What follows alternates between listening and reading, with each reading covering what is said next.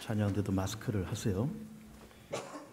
찬양할 때만 벗으시고 그러시면 됩니다. 오늘 예수 어록 26번째 시간, 이 마태복음 6장 이 같은 본문으로 오늘 세 번째 말씀을 드립니다. 너희는 먼저 그의 나라와 그의 의를 구하라고 하는, 참 어떻게 보면은 어렵기도 하고 어떻게 보면은 또 심오하기도 한 그런 말씀을 우리가 차근차근히 세 차례에 걸쳐서 말씀을 드리고 오늘 그 마지막으로 말씀을 드리고자 합니다. 우리는 성경을 보면 66권 전체의 성경을 이제 보면은 거기에서 구약에서는 구약대로, 신약은 신약대로 아주 중심이 되는 그런 성경 구절이 몇 군데가 등장을 합니다.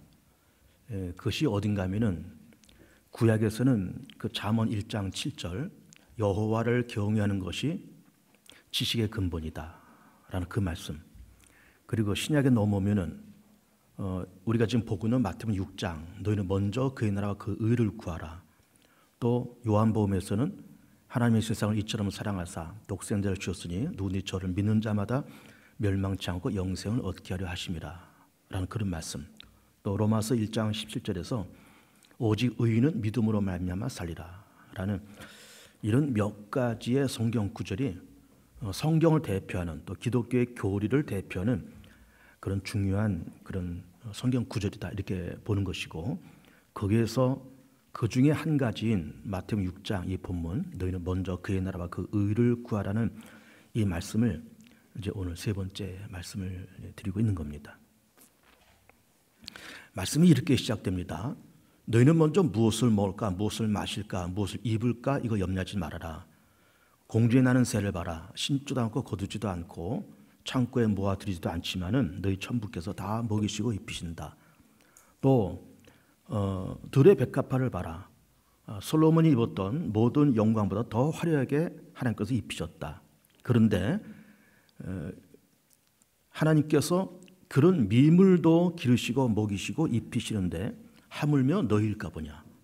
너희는 사람이고 만물의 영장이고 하나님의 형상으로 지음받은, 그리고 예수 그리스도의 십자가의 보혈로 구원받은 내 백성인데 너희는 이런 것 때문에 먹을 것 마실 것 입을 것 때문에 염려하지 말고 전전긍긍하지 말아라.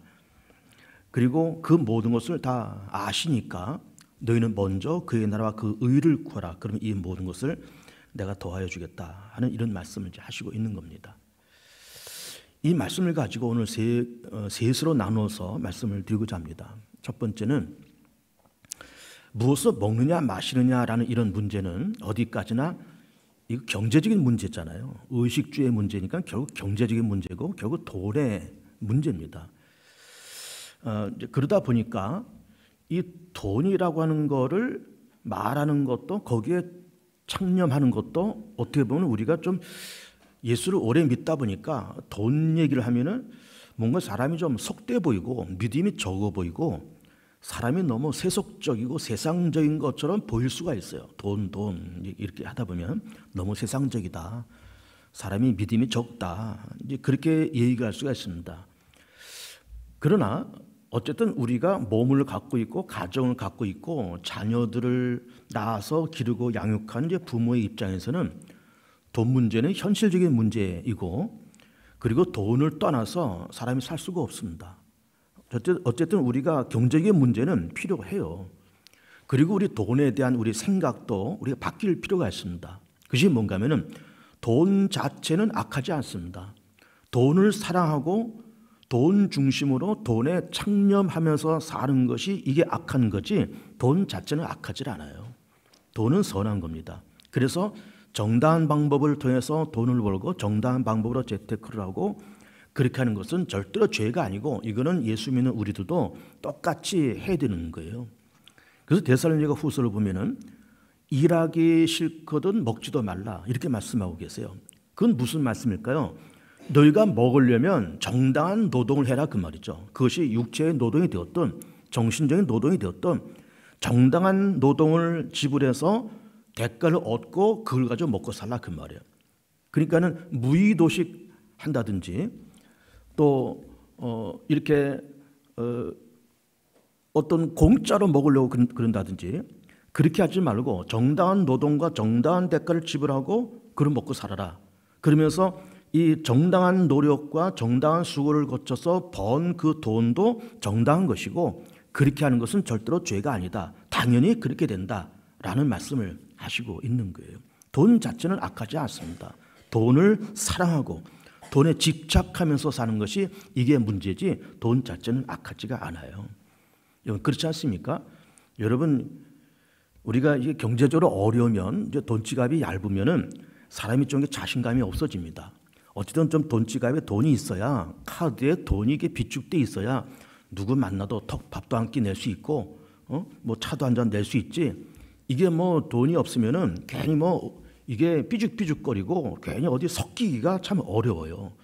그러니 이 돈이라는 것이 이게 돈 자체는 악하지 않기 때문에 어쨌든 우리가 현대인들이 세상을 살아가면서 경제적인 면 그리고 돈의 문제는 우리가 필요한 거고 이거를 죄악시할 필요까지는 없다라고 하는 걸 우리가 먼저 염두에 둬야 되겠어요. 쌀떡에서 인심이 난다 그랬습니다. 어쨌든 이게 쌀떡에 쌀이 있어야 이게 뭐 누가 아쉬운 소리 할 때 이게 퍼줄 수 있는 것이지 뭐 이 쌀떡에 쌀이 없으면 누가 아쉬운 소리 할 때 이게 마음뿐이지 퍼줄 수가 없는 거예요. 그래서 우리 예수 믿는 사람들이 잘 살아야 됩니다.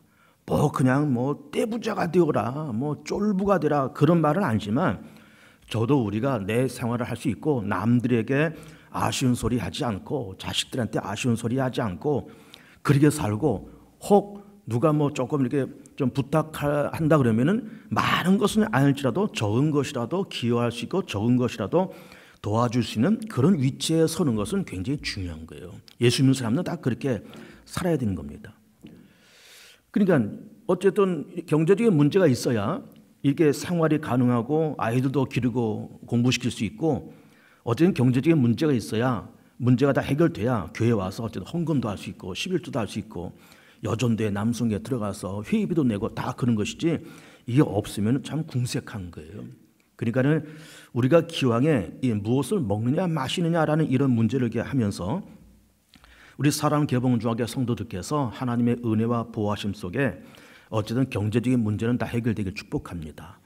자식들 기르고 먹이고 가르치고 공부시키는 데도 불편함이 없고 노후에도 불편함이 없고 남들이 조금 아쉬운 소리 할 때 좀 이렇게 보태줄 수 있을 정도의 뭐 많은 것은 아닐지라도 이렇게 보태줄 수 있는 정도의 그 정도의 위치에 섰으면 좋겠어요. 그렇게 되길 축복합니다. 여러분 교회도 그렇잖아요. 교회도 재정이 좀 넉넉해야 뭐 해외다가 선교도 하고 선교사도 보내고 누가 성전 건축해달라면 건축도 해주고 다 그러지 교회가 재정이 약하면은 뭐 누가 뭐 아쉬운 소리 하면은 뭐 외국에서 선교하는 분들이 뭐 아쉬운 소리 하면은 마음뿐이지 어떻게 해줄 수가 없는 거예요. 그러니까는 우리가 무엇을 먹을까 무엇을 마실까라는 이 문제를 놓고 보면서 이게 어쨌든 경제적인 문제고 돈에 대한 문제이기 때문에 그거에 대해서 그 자체가 악한 것이 아니다라는 것을 우리가 먼저 염두에 두고 하나님의 은혜 가운데 먹고 살고 아이들 공부시키고 좀 여유 있게 살아가는 그런 위치에 우리 모든 성도들께서 다 그렇게 서시기를 다시 한번 축복을 드립니다. 그런데 이제 두 번째가 문제예요. 두 번째, 우리가 이제 33절 말씀이 오늘 본문의 핵심입니다. 여기 어떻게 기록되는가 하면은 그런즉 너희는 먼저 그의 나라와 그 의를 구하라. 그러면 이 모든 것을 너에게 더하시리라. 자, 조금 전에 제가 정당한 수고를 기울여서 돈을 벌고 정당한 수고로 재테크를 하고 그 경제적으로 여유가 있고 돈 자체는 악한 것이 아니다. 여유가 있어야 된다. 이런 말씀을 드리는 겁니다. 그런데 그렇게 하면서 그렇게 정당한 방법으로 그렇게 하는 거 좋은데 근데 그거보다 먼저 필요한 것이 있다는 거예요. 먼저. 그 먼저가 뭔가 하면 그의 나라와 그 일을 구하라는 거예요. 먼저가 중요한 겁니다. 먼저. 돈 버는 거 중요해요. 직업을 갖는다, 돈을 번다, 재테크한다, 직장을 구한다 다 좋은데 사회생활에 뛰어들어가서 사회생활을 한다 다 좋은데 먼저 그의 나라와 그의 의를 구하라 이런 말씀을 하시고 있어요. 먼저가 중요하다 그 말이에요. 그러니까는 어떤 경제활동 필요한데 이거 죄가 아닌데 그보다 먼저 할 것이 있다라는 말씀을 하시고 있는 거예요. 그럼 먼저 그의 나라와 그 의를 구한다는 말씀이 뭘까? 이걸 제가 이런 예를 먼저 드려볼게요. 자, 어떤 젊은이가 어떤 회사에 취직을 했습니다. 들어가 보니까는 물류회사예요. 여러분, 물류란 말 아시죠?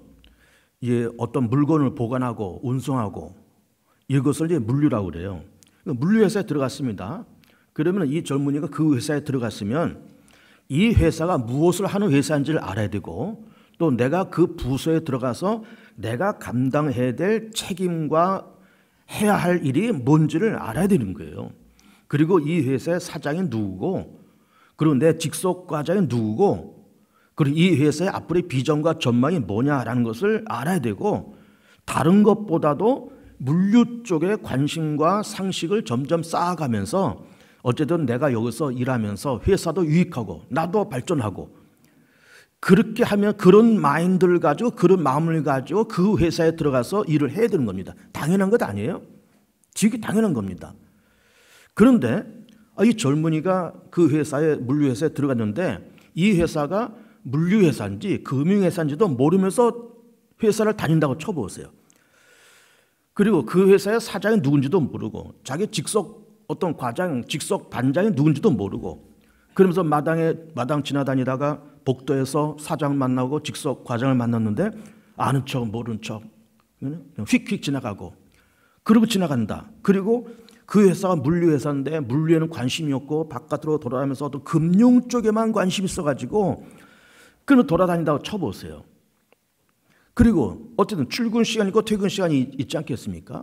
그러면 그 시까지 출근하고 몇 시에 퇴근하고, 그리고 내가 한 달 일해서 받고 내가 1년 일해서 받는 연봉이 얼마고, 그리고 내가 이 부서에서 내가 감당해야 될 그 업무 분량은 무엇인가, 이걸 파악하고 열심히 하고 자기 개발을 위해서, 회사 발전을 위해서, 물류의 업계를 위해서 알아보고 연구하고 그러면서 자꾸 회사를 유익하게 해 나가는 것이 이게 맞는 걸 텐데, 어떤 젊은이가 회사에 들어가서 이 회사가 무슨 회사인지도 모르고 사장이 누군지도 모르고 아는 척도 안 하고 모르는 척도 안 하고 그냥 휙휙 지나다니고 언제 출근하고 언제 퇴근하는지도 모르면서 아무 때나 오고 아무 때나 나가고 그런 사람이 있다고 쳐보세요. 그 회사에서 그 사람이 유익한 사람이라고 보면서 계속 그를 데리고서 쓰고 싶은 마음이 있을까요? 거의 없을 겁니다.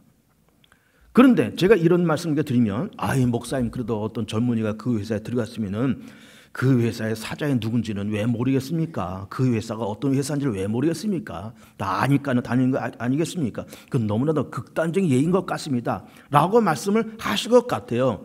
그런데 그런 생각을 갖고 사는 사람들이 세상에는 태반입니다. 태반이에요. 제 얘기 잘 들어보세요. 우리는 어쨌든 이 세상을 살아가면서 시편에서 기록되는 말씀처럼 사람의 연수가 70이요 강건은 80이라 그랬어요. 그런데 그 7, 80년이라는 그 삶이 어떻게 보면은 짧은 시간도 아니고 그렇다고 또 긴 시간도 아닙니다. 절대 긴 시간도 아니고 짧은 시간도 아니에요. 그러면 그 7, 80년의 그 짧은 시간 동안에 뭐 한 10대, 20대 때는 뭐 학교 다니고 뭐 세상을 모르면서 이렇게 돌아다니지만은 30 넘어가면은 가정도 갖고 직장도 갖고 애들도 생기고 다 그렇게 살아간 것 아니에요? 그러면 그렇게 해서 세상을 살아가는데, 그렇게 7, 80년을 살아가는 이 세상 모든 사람들이 이 땅에서 살아가면서 7, 80년이라는 짧지 않은 그런 인생, 혹은 길지도 않고 짧지도 않은 그런 인생을 살아가면서 이 세상의 주인이 누군지를 모르면서 세상 사람들이 살아갑니다. 대부분이 다 그래요. 사장 모르면서 다니는 젊은 사람이 있을까라고 여러분 의아하게 생각하려는지 모르겠지만 이 세상의 주인이 누군지를 모르면서 살아가는 사람들이 태반이다 그 말이에요. 하나님이 말씀으로 천지만물을 창조하셨는데 이 세상을 누가 만드시고 이 세상의 주인이 누군지를 모르면서 사는 사람들이 태반이에요. 태반입니다. 그리고 우리가 다 죄인인데, 죽을 수밖에 없는 죄인인데, 곧 내가 70년, 80년 혹은 90년 살면 곧 죽는 그런 운명인데, 곧 죽는다고 하는 그 사실도 모르면서 대부분의 사람들이 살아갑니다. 죽은 다음에 하나님의 심판이 있고 천국 지옥에 갈림길이 있다는 것도 모르면서 살아가는 사람들이 태반이에요. 내가 7, 80년 살다가 그 다음엔 죽을 거야. 그 다음에 하나님 심판대에 쓸 거야. 내 인생을 결산을 받을 거야. 천국 있고 지옥이 있는데 내 지옥 가면 안 되는데 내가 예수 잘 믿고 하나님을 섬기면서 그렇게 살아가는 이런 신실한 믿음으로 살아가야 되는데 라고 하면서 정말 하나님을 경외하고 아까 잠언 1장 7절 소개해 드렸듯이 여호와를 경외하는 것이 지식의 근본이라 그러는데 근본의 시작을 말합니다. 그게 시작인데 하나님을 아는 것이 시작인데 하나님을 모르는 채 세상에서 덜렁 나와서 7, 80년을 아무 생각 없이 산다 그 말이에요. 그러니까 어떤 젊은이가 물류회사에 들어가서 이 회사의 사장이 누군지 이 회사가 뭘 하는 회사인지도 모르고 출근 시간이 몇인지도 모르고 퇴근 시간이 몇인지도 모르면서 덜렁덜렁 다니는 그런 청년들, 그런 젊은이들, 그런 사람들이 있을까라고 생각하지만은 이 세상에 그런 생각을 갖고 사는 사람들이 태반입니다. 하나님을 압니까? 몰라요. 내가 죽을 수밖에 없는 죄인이라는 사실 압니까? 몰라요. 하나님의 아들이 2000년 전 이 땅에서 내 죄를 대신해서 십자가에 죽으셨다는 사실 압니까? 몰라요. 곧 죽을 거를 압니까? 몰라요. 죽은 다음에 하나님의 심판이 있고 천국과 지옥의 갈림길이 있다는 것을 압니까? 몰라요. 그냥 사는 거예요. 출근 시간, 퇴근 시간이 언제인지도 모른다니까요. 언제 태어난지도 모르고, 물론 어머니가 널 언제 낳았다고 말씀하시니까는 언제 태어났는지는 알겠지만 언제 죽을지도 모르고 내가 앞으로 천국 갈지 지옥 갈지도 모르면서 그렇게 사는 사람들 대반입니다, 여러분. 그래서 성경에서는 여호와를 경외하는 것이 이게 지식의 근본이야, 이게 시작이야, 이게 기초야, 이렇게 말씀을 하시고 있는 겁니다. 먼저 그의 나라와 그 의를 구하라고 하는 그 말은 우리가 세상을 7, 80년 혹은 90년 이렇게 살아가면서 덜렁덜렁 그냥 세상을 살아가는 것이 아니라 세상을 창조하신 분이 태초에 전능하신 하나님 여호와라고 이름하는 그 하나님께서 태초의 말씀으로 세상을 창조하셨고 이 세상의 주님이시고 시간의 주인, 공간의 주인, 생사화복의 주인, 흥망성쇠의 주인, 내 운명을 결정짓는 주인, 내가 내 길을 계획할지라도 내 삶을 인도하시는 분은 전능하신 하나님, 세상의 역사를 잡고 계신 그 하나님, 그 주인, 내 삶의 운명을 틀어잡고 있는 그분이 바로 하나님인 것을 알면서 사는 것이 이게 먼저라는 거예요. 이게 먼저라는 겁니다. 근데 그 먼저를, 그 근본을 모르면서 사는 사람들 태반이에요. 여러분, 회사를 그런 마음을 가지고 회사를 한번 다녀본다고 쳐보세요. 이 회사가 뭘 하는 회사인지, 뭘 만드는 회사인지, 뭘 하는 회사인지, 사장이 누군지, 이 회사의 앞날이 어떤 건지, 내가 이 회사에 대해서 무슨 일을 해야 될 건지 이것도 모르면서 출근 시간, 퇴근 시간도 모르면서 덜렁덜렁 다니는 사람이 있다고 쳐보세요. 그 쓸모 있는 사람일까요? 전혀 쓸모가 없습니다. 유익한 사람일까요? 전혀 유익하지 않아요. 그래서 포도나무 비유처럼 나를 떠나서는 너희가 아무것도 할 수 없다는 그 말은 그런 근본도 모르고 시작도 모르는 사람들이 사장이 누군지도 모르고 이 회사가 뭘 하는 회사인지도 모르고 뭐 다니면 덜렁덜렁 다니면 월급 주겠지, 연봉 주겠지, 그 생각만 가지고 다닌다 그러면은 그게 유익한 인생이냐 그 말이에요. 전혀 유익하지가 않습니다.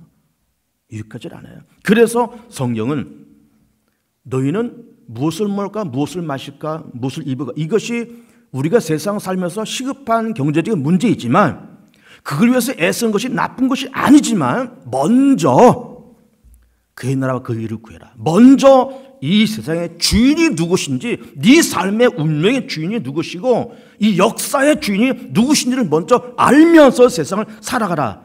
그 말씀을 하시고 있는 겁니다.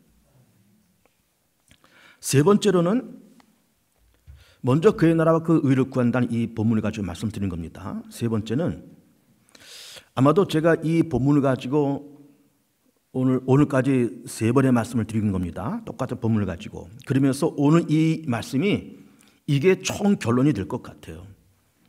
자, 그의 나라와 그 일을 먼저 구해라. 자, 이런 겁니다. 하나님이 세상을 창조하시고 특별히 우리를 선택하시고 불러주셔서 하나님의 자녀 만드셨어요. 참 감사한 겁니다. 거기까지 참 감사한 거예요. 그러면서 동시에 하나님은 믿음의 사람이 되었던 어떤 사람이 되었든지 간에 하나님께서 기대치가 있습니다. 이렇게 살아줘. 이 정도는 살아야 돼 라는 그 기대치가 있어요. 그 기대치가 뭘까요? 그것이 하나님의 말씀인 겁니다.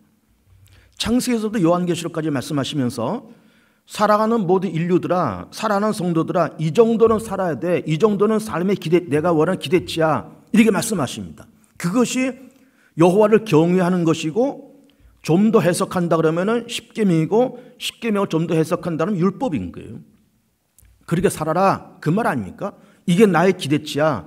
그리고 신약에 넘어서는 마음과 뜻과 정성을 다해서 하나님을 사랑하고, 그리고 여호와를 경외하고, 그의 나라 그 일을 구하고, 신실하게 믿음으로 살고, 성실하게 정직하게 살고, 복음을 전하고, 주신 은사와 사명을 충실하게 잘 감당하면서 그렇게 사는 이런 삶이 하나님께서 원하시는 우리의 삶의 기대치예요. 그 기대치가 몇 점짜리가 기대치일까요? 100점짜리가 기대치예요. 100점을 말씀하십니다. 이 정도는 살아야 돼. 근데 그 100점이라는 그 기대치가 절대로 높은 기대치가 아닙니다. 도달하기 힘든 분량도 아니에요. 왜 그런가 하면 신명에서 뭐라고 말씀하시는가 하면 그는 율법과 십계명을 쭉 말씀하시면서 이것이 너에게 매우 가깝다고 말씀하고 계세요. 이게 매우 가까워서 너의 입에 있고 너의 마음에 있으니 너희가 이것을 지킬 수 있느니라 말씀하셨어요. 매우 가깝다는 거예요. 입에 있고 마음에 있다는 거예요. 여러분, 입은 여기 달려있고 우리 마음 여기 있고 가깝잖아요. 마음이 뭐 저기 있습니까? 여기 있고, 입이 뭐 저기 있어요? 여기 있고. 이 말씀이 너무 가까워서, 매우 가까워서 내 입에 있고 내 마음에 있으니 너희 지킬 수 있다, 이렇게 말씀하시는 거예요. 그러니까 하나님께서 원하시는 삶의 분량이 100점인데 그 100점이 절대로 높은 수준이 아니에요. 그런데 높은 수준이 아니고 능히 지킬 수 있는 삶의 그런 위치고 기대치임에도 불구하고 사람들은 100점짜리 인간은 이 땅에 하나도 없습니다. 의인 없네 하나도 없다는 그 말씀처럼 그 쉬운 100점짜리도 하나도 도달하는 사람이 없더라, 그 말이에요. 기껏해 어떤 사람은 70점, 어떤 사람은 50점, 어떤 사람은 10점, 어떤 사람은 마이너스. 그렇게 세상을 살아가는 거예요. 그렇게. 그러면은 하나님이 원하시는 삶의 기대치는 이만큼인데 그렇게 살아라라는 그런 말씀도 되지만 100점짜리 인간이 돼 라는 뜻도 되지만 그보다 더 중요한 뜻이 있습니다. 그 중요한 뜻이 뭔가 하면은 자, 내가 원하는 기대치는 이거야. 이 100점짜리 인간이야. 사실은 어려운 게 아니거든. 아닌데 아님에도 불구하고 너희들은 70점밖에 안 되고 50점밖에 안 되고 10점밖에 안 되고 어떤 사람은 마이너스야. 그러면 마이너스요 10점 20점짜리라고 하는 너의 모습을 한번 바라봐라, 그 말씀이에요. 100점짜리 인간이 되라, 그 말이 아니에요. 물론 되면 좋지만 되라, 그 말이 아니라 100점이라는 하나님의 기준 앞에 모자라고 왜소하고 부족한 너의 모습을 한번 직시해 보라는 거예요. 그걸 한번 쳐다보라는 거예요. 그걸 한번 발견해 보라는 거예요. 20점짜리 너 한번 보라는 거예요. 기껏해 10점. 여러분, 세상에 우리 다 어려서 학교를 다녔지만 학교 다니면서 우리가 시험 꽤 봤죠. 시험 보면서 10점짜리 답안지를 선생님께로부터 받았다. 여러분, 10점짜리 그 시험지가, 그 답안지가 그 10점이라는 점수가 이게 점수입니까, 여러분? 20점이 점수예요, 여러분? 4, 50점이 점수입니까? 아니에요, 여러분. 마이너스는 그 점수입니까? 그 점수도 아니에요. 그건 형편없는 깡통이에요, 깡통. 그런데 그것이 우리의 모습이라는 거죠. 하나님의 원하는 기대치는 100인데 그것도 굉장히 하나님께서 도달하기 어려운 그런 수준이 아님에도 불구하고 우린 10점, 20점, 기껏해야만 3, 40, 50점 아니면 마이너스, 그런 너의 모습을 한번 보라는 거예요. 이걸 보라는 겁니다. 여러분, 보셨습니까? 하나님이 원하는 기대치에 한참 못 미치는 우리를 보고 있습니까? 내 자신을 보고 있습니까? 이걸 보라는 거예요. 이걸 보고서 하나님 앞에 진실로 무릎을 꿇고, 하나님이여, 하나님께서 나한테 원하시는 분량은 그건데 나는 한참 못 미치는군요. 하나님이 원하는 것도 100점이 나는 20점밖에 안 되는군요. 용서하여 주옵소서. 이 모습 위도로 받아 주시옵소서. 하나님이 원하는 점수가 100점인데 난 20점밖에 못 되는데 하나님이 도와주시고 하나님께서 함께 하셔야만이 나는 살 수 있습니다 라는 부르짖고 떼굴떼굴 구르는 그런 몸부림. 그런 몸짓, 그런 자기 애통, 이게 필요하다는 것이고, 그것이 바로 그의 나라와 그의 의라는 거예요. 하나님이 원하는 100점이나 삶의 분량에 한참 멈추는 우리 자신. 뭐 저도 마찬가지 아닙니까? 개봉주왕께 담임 목사인 이 정도는 돼야 돼. 하나님께서 원하시는 기대치가 있어요. 저를 이렇게 딱 그 기대치에 대 보면 너무 부족하죠. 뭐. 한참 밑에죠, 한참 밑에. 그러니까 하나님 앞에 죄송하고 성도들에게는 미안하고.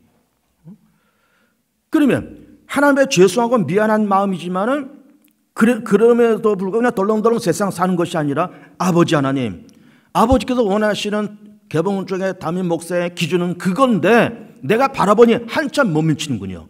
죄송합니다. 미안합니다. 그러나 아버지가 도와주지 않으시면 주님이 도와주지 않으시면 나는 절대로 이거를 감당할 수 없사오니 도와주시고 함께 하시고 붙잡아 주시고 이끌어 주옵소서 라고 하면서 몸부림치는 그 몸짓, 이게 바로 그의 나라와 그의 의인 거예요. 미안하지만 여기 우리 중직자들 많이 앉아 계시잖아요. 항종직도 많이 앉아 계시잖아요. 장로, 집사, 권사, 항종직들이시잖아요. 하나님께서 원하시는 어떤 분량이 있을 겁니다. 야, 장로는 그래도 이만큼 해야지. 야, 권사 이 정도는 되지 않겠냐? 야, 안수집사 이 정도는 좀 대줘. 그러나 원하시는 삶의 분량에 우리 한참 못 미쳐요. 그러니까 한참 못 미치는 우리 자신을 보자 그 말이에요. 이걸 보자 이 말이에요.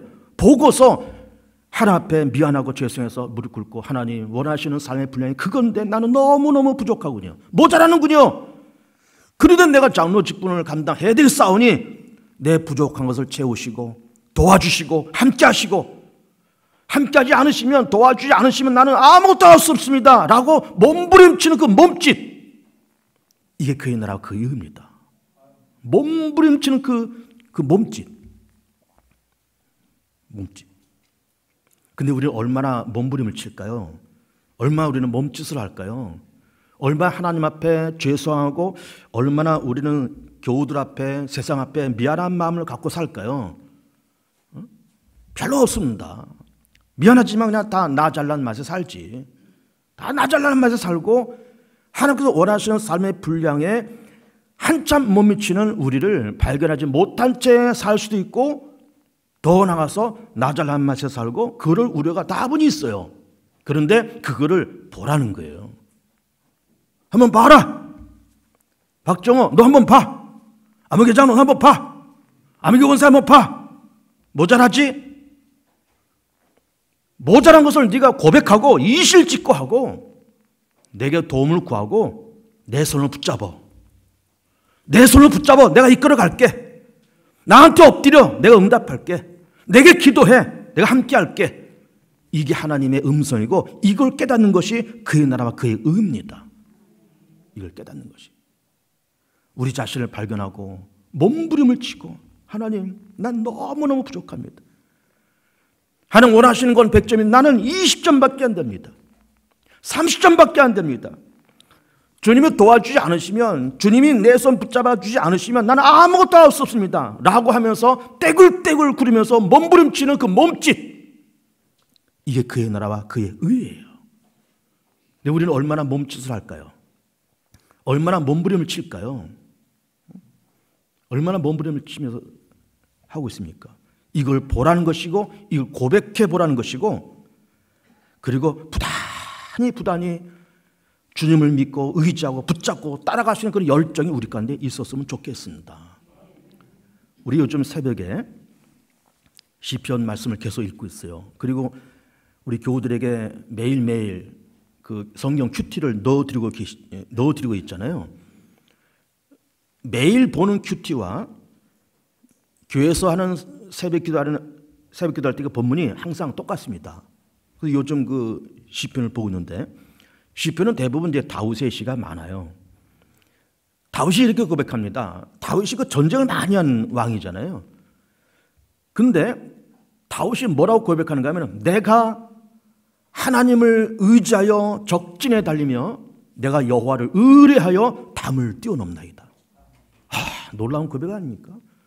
그는 골리앗을 때려잡은 사람입니다. 골리앗을 때려잡은 사람이에요. 그리고 백성들이 다윗을 칭찬할 때 사울이 죽인 자는 천천, 다윗이 죽인 자는 만만. 그리고 다윗을 추종하는 군대가 어마어마하게 많습니다.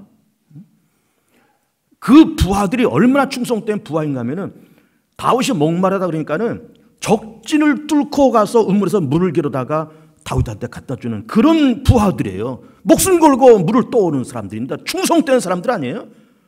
내가 모시는 저 왕을 내가 물 한 잔 대접하겠다면서 적진을 뚫고 들어가서 물을 길러 온다니까요. 근데 다윗이 그 물을 마시질 못해요. 이거 적진을 뚫고 들어갔다 나온 이 물, 이 피와 같은 물을 내가 마실 수 없다면서 땅바닥에 그냥 쏟아버려요. 그런 충성된 부하들이 수두룩하게 있는 겁니다. 사울의 군대, 이방 군대 그냥 무너뜨릴 수 있어요. 그런 실력과 그런 능력과 그런 노하우와 그런 충성된 부하들이 수두룩하게 있어요. 그럼에도 불구하고 늘 전쟁에 나갈 때나 여호와여 내가 하나님을 의지하여 적군에 달리며 내가 여호와를 의뢰하여 담을 뛰어넘나이다. 하나님을 의지하고 여호와를 의뢰하겠다는 거예요. 왜 그럴까요? 본인이 골리앗을 때려잡은 전적은 있지만 그래도 자기는 하나님 앞에 세상 앞에 너무 부족한 것을 보았던 거예요. 골리앗 아니라 골리앗 10명을 때려잡아도 나는 하나님 앞에 늘 부족한 자기 자신을 바라보면서 하나님의 도와주지 않으면 나는 죽습니다. 하나님이 이 전쟁에서 함께하지 않으면 이 전쟁에서 우리는 집니다. 하나님 살려주시지 않으면 나는 망합니다. 하나님 도와주고 살려주옵소서 하면서 하나님의 손을 목숨 걸고 붙잡는 거예요. 살려달라고, 도와달라고, 이기게 해달라고 목숨 걸고 붙잡아요. 건성건성 붙잡는 게 아니에요. 꽉 붙잡는 거예요. 살려달라고. 이게 다윗의 신앙 고백이고 그래서 다윗이 다윗답게 된 것이고 그래서 이스라엘 나라가 그렇게 세워진 겁니다. 너희는 먼저 그의 나라와 그 의를 구하라. 한번 보시길 축복합니다.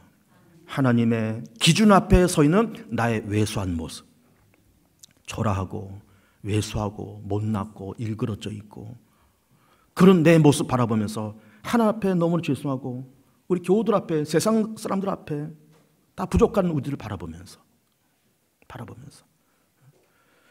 그러면서 또 무릎 꿇고 또 하나님의 도움을 구하면서 한 걸음 한 걸음 나아가면서 시간 지나가면서 점차 삶이 좋아지고 윤택해지는 그는 우리 모든 교우들이 되었으면 좋겠습니다.